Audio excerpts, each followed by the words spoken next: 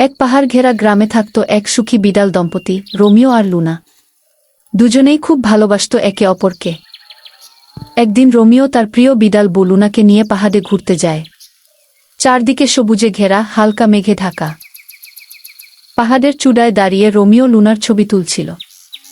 হঠাৎ করেই এক ভুল পায়ে লুনা পিছলে যায় এবং পাহাড় থেকে নিচে পড়ে যায়। রোমিও আতঙ্কে চিৎকার করে ছুটে আসে, কিন্তু ততক্ষণে লুনা আর চোখের সামনে নেই। রোমিও কাঁদতে কাঁদতে একা পাহাড় থেকে ফিরে আসে। অন্যদিকে লুনা নিচে পড়ে নদীতে পড়ে যায় এবং নদীর স্রোতে ভেসে ভেসে এক অপরিচিত স্বপ্নের শহরে পৌঁছে যায়। হঠাৎ করেই তার সামনে এক বিশাল কিন্তু মিষ্টি চোখের ড্রাগন এসে দাঁড়ায়। ড্রাগনটি বলল, তুমি একা?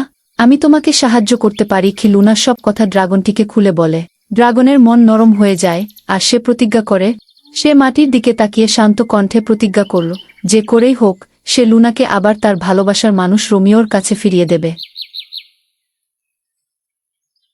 ড্রাগনটি লুনাকে নিয়ে উড়ে চলে যায় পাহাড়ের দিকে, যেখানে একা বসে রোমিও এখনও তার প্রিয় লুনার অপেক্ষায় বসে আছে। অবশেষে লুনা ও রোমিও এক হয়ে যায়। তারা একে অপরের হাত শক্ত করে ধরে আর খুশিতে দৌড়াতে থাকে।